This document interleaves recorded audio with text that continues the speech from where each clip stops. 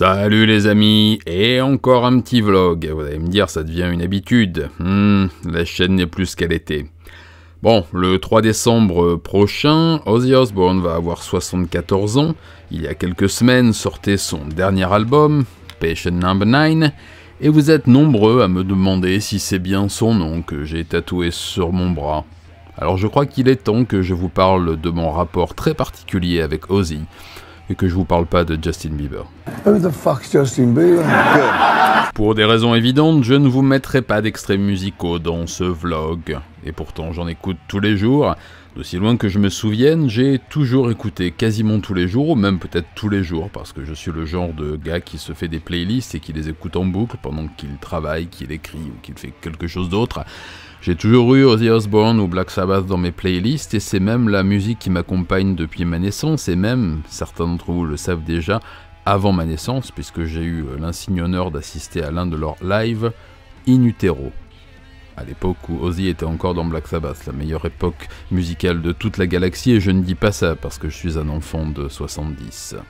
Me revoilà, désolé pour ce cut, il y a eu des travaux dans la rue, j'ai été obligé d'aller tuer les ouvriers. C'est bon, on va être tranquille. Revenons à nos moutons, revenons à notre Ozzy. Mon rapport, pour revenir là-dessus, et une fois de plus, je ne vais pas vous parler du côté technique, je ne vais pas vous parler de la réalisation des albums, de leur production. Je pense que les camarades, certains camarades youtubeurs music le font mieux que moi, excepté un qui peut bien aller se faire voir ailleurs, dont je ne dirai pas le nom, et qui crache régulièrement sur notre bon Ozzy. Avec un M, un X, un Y, tout ça, enfin bon, peu importe. Je vais donc vous parler... Ah, les travaux reviennent, ça prouve que ce sont des zombies qui les effectuent, parce que je vous assure que je les ai bien exécutés. Voilà, cette fois on devrait être tranquille, plus de bruit. Il manquait le dernier coup, comme ça, tac, voilà, c'est bon. Voilà. Je reviens sur ce que je disais, je vais continuer à vous parler de mon petit rapport avec le monsieur. Pourquoi j'écoute sa musique depuis que je suis né, pourquoi elle ne m'a jamais abandonné, même pendant les périodes où j'étais plus porté sur d'autres types de musique, un peu plus extrêmes. Dans les années 90, quand le black metal est arrivé, où je me suis engouffré là-dedans avec frénésie, je continuais quand même à écouter Ozzy et Black Sabbath en rentrant chez moi. Peut-être un rapport fusionnel et une envie, certainement une envie de suivre, de m'identifier à sa carrière, à sa vie, un attachement à sa personnalité, un attachement aussi à la créativité dont il a toujours fait preuve, et ce, depuis le début.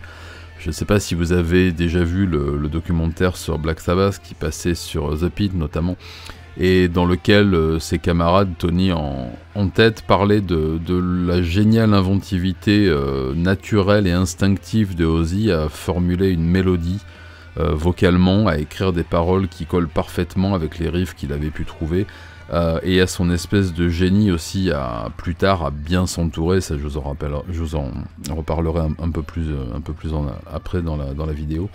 C'est ça qui, je pense, a toujours déclenché chez moi ce besoin d'écouter sa musique au quotidien. Je sais que c'est pas un chanteur exceptionnel, tous les vieux grincheux ou jeunes grincheux et tous les haters de tout poil ont toujours reproché de chanter comme une espèce de vieux chat plaintif qui s'est coincé la queue dans la porte, et peut-être, j'en sais rien. En tout cas, je trouve que sa voix est la plus à même de me ramener dans une ligne d'apaisement quand j'ai des conflits intérieurs ou extérieurs, de me ramener dans une espèce de bulle. Alors c'est peut-être un objet transitionnel, ouais, Ozzy est peut-être mon objet transitionnel, c'est-à-dire que quand ça va pas ou quand ça va bien, en fait, à tout moment, quand je suis avec mes enfants, quand je suis tout seul, quand je suis en détention, quand je suis... Oui, ça je vous en parlerai plus tard. Quand je suis à l'hôpital, quand je suis entre la vie et la mort, quand je reviens à la vie, quand je suis heureux, quand je trouve une nouvelle chérie, quand mon nouvelle chérie s'en va... Enfin, tout ça, quoi, la vie. Il a toujours à tout accompagner. Et une fois de plus, je pense que c'est peut-être deux destinées parallèles. Alors, je n'aurai jamais l'audace et le culot de me comparer à lui.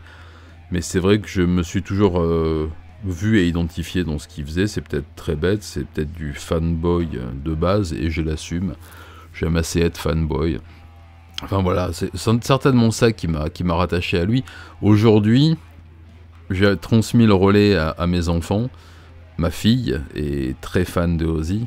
Mon fils est très très fan de Ozzy, il a même fait son exposé de musique là, il y a 15 jours sur Ozzy, sur certains de ses lives, sur Black Sabbath, sur l'invention du métal, enfin je les ai pas poussés, c'est peut-être le fait d'entendre cette musique à la maison chaque jour qui les a incités à prendre cette voie, et croyez-moi, j'en suis fort aise. Je sais pas si je supporterais d'entendre les trucs qu'écoutent leurs camarades, hein. Honnêtement, je pense que j'aurais déjà craqué. J'en suis même sûr. Ensuite, je voulais tout simplement vous parler du génie qu'avait Ozzy à s'entourer, et ce depuis toujours, depuis le début de sa carrière, à sa sortie de prison, quand il a rencontré Geezer et les autres, quand ils ont monté Black Sabbath. Il a eu le génie de s'entourer de garçons talentueux qui ont réussi justement à le faire. C'est pas des sidekicks, c'est justement un ensemble. Et le lien, la chose qui a fait que ça ait pu marcher, c'était lui. Sans aucune connaissance musicale, avec ses addictions, avec ses problèmes, il a su créer cette alliance, il a su créer cette espèce de conglomérat compact et cohérent qu'était Black Sabbath, et a inventé quelque chose qui perdure encore. Ensuite, quand il a été évincé, avec les problèmes qu'on connaît, il a su une fois de plus rebondir et s'entourer. À la maison, je suis très admiratif de sa relation avec Sharon, parce que c'est certainement celle que j'ai cherchée toute ma vie, moi aussi, hein, 4 mariages quand même, mais que je ne trouverai jamais certainement, parce que je ne sais pas pourquoi d'ailleurs. Peut-être que je la trouverai, hein, je suis encore jeune après tout. Mais toujours est-il que la rencontre avec Sharon a été capitale et qu'elle m'a touché à l'époque. J'étais gamin, hein, mais j'étais très impliqué déjà par le biais des magazines, il n'y avait pas internet, par le biais des magazines que j'achetais, et surtout par ses rencontres musicales, sa renaissance et sa rencontre avec Randy Rhoads, de Quiet Riot, ce jeune guitariste de génie qui est mort malheureusement à 25 ans, et qui a su créer le son Ozzy Osbourne post-Black Sabbath, qui une fois de plus m'a parlé, je ne sais pas pourquoi, pourtant c'est radicalement différent. C'est très années 80, il y a des choses, et je trouve ça absolument génial quand j'écoute Blizzard of Oz. Je ressens je ressens la même émotion que quand j'écoute Sabbath, Bloody Sabbath ou d'autres albums plus anciens. Le fait d'avoir trouvé Randy Rhoads, de l'avoir sublimé, de l'avoir confié les rênes, de l'avoir mis en avant, et puis ensuite cette rencontre avec Zakk Wylde qui perdure encore aujourd'hui et qui est sur cette espèce d'album absolument magnifique que voici, et qui est pour moi la plus belle chose qui soit arrivée en 2022, avec toutes les saloperies qui sont tombées sur la tête de tout le monde. Le fait de voir Zakk Wylde revenir aux côtés de Ozzy a été une joie presque familiale, je sais pas comment vous dire. Je sais, ça fait très fanboy, mais j'assume. J'aurais du mal à pas assumer d'ailleurs, hein. Voilà, à chaque moment de la carrière solo de Ozzy, le retour avec Black Sabbath aussi, on en pense qu'on veut, moi je trouve que l'album 13 est admirable. Je les ai vus sur scène pour la tournée The End, je les ai vus 3 fois sur scène avant ça, je crois, si je ne m'abuse, pour la tournée Réunion, enfin voilà, peu importe. En tout cas, je trouve qu'à chaque période de sa carrière solo, il a su s'entourer des bonnes personnes. Et là, je pense que l'accomplissement, c'est... alors j'entends pas mal de gens dire du mal en disant « Ah, mais il est incapable de faire quoi que ce soit s'il n'avait pas Jeff Beck, et puis Zakk Wylde, et puis Tony, et puis Clapton. » Ouais, mais c'est ça le talent, c'est que pour aller travailler avec lui, il a peut-être fallu qu'il se dise que faire un album avec Ozzy, c'était peut-être une très très bonne idée, pour pouvoir se lâcher, pour pouvoir créer, pour pouvoir faire des choses qu'il pourrait peut-être pas faire ailleurs. Et c'est pour ça que je trouve que cet album est absolument parfait. Il est très hétéroclite. Il me fait penser à un de ses albums que je préfère pour sa production. C'est un album de reprise, son seul album de reprise, Undercover, sur lequel il reprend des morceaux de Rainbow, de Cream, de Lennon. Enfin, c'est assez disparate, et en même temps c'est un petit catalogue des influences de Ozzy. Je trouve que cet album a quelque chose de cet ordre-là, à part que la production a fait en sorte qu'on reconnaisse chacun des intervenants. Quand on écoute Patient Number 9, qui est le premier album et le morceau éponyme, et qui est un de mes préférés, avec la guitare de Jeff Beck, qui n'a rien à voir avec les productions habituelles, qui est beaucoup plus ciselée, beaucoup plus nerveuse, avec une production un peu différente. Je vous avais promis que je ne parlerai pas de côté technique, j'arrête.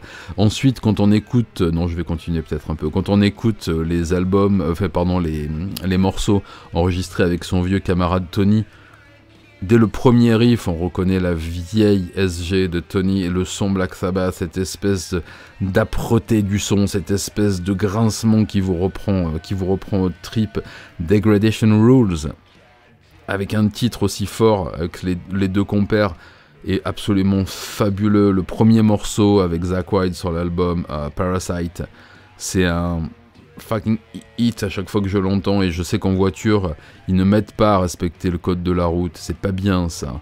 Enfin en tout cas voilà, je trouve cet album absolument merveilleux. God Only Knows, le deuxième track, c'est une espèce de balade comme c'est les Ferozi qui est absolument génial aussi. Qui vous reste dans la tête. Enfin, je vais pas vous détailler toutes les pistes de cet album. En tout cas, ça a été pour moi une des meilleures choses qui se soit passée en 2022. Et je ne peux que vous recommander de vous ruer dessus immédiatement. Je l'ai en vinyle aussi, je l'ai en autre version CD. Oui, j'achète la musique aux artistes, c'est là mon moindre défaut. J'achète les films aussi. Je suis comme ça. Voilà. Je vais pas parler plus longtemps, après je vais être pénible et puis je vais rentrer dans la redite. En tout cas, je tenais à vous parler dans ces premiers vlogs de mon rapport avec ce vieux monsieur, avec ce prince des ténèbres, ce prince du heavy metal, puisque c'est lui qui l'a inventé. Oui, pour moi, c'est lui qui l'a inventé. Eh oui, vous pouvez m'insulter, hein. Voilà, j'espère que ce petit vlog vous aura intéressé, vous aura permis d'en apprendre un peu plus sur ce mois, sur moi en fait. Je vais pas reprendre mes vieilles mimiques comme ça de vidéos d'habitude. Écoutez, on se retrouve sans tarder. Merci pour vos réactions par rapport à ces vlogs. J'en sortirai un autre cette semaine. Je pense qu'il y a un autre sujet dont je voulais vous parler. En attendant, amusez-vous bien, écoutez Ozzy toute la journée, ça ne pourra vous faire que du bien. Coucou Andy au fait, parce que j'avais envie de te faire coucou. Voilà, sachez que nous travaillons sur notre premier album avec le camarade Andy et notre projet Kama Project. Nous sommes en phase de création, je vous en parle très très bientôt. En tout cas voilà, écoutez Ozzy, soyez cool avec vos voisins, sauf quand vous écoutez Ozzy, et à très bientôt. Bonne année. Ozzy? Holy shit. Why do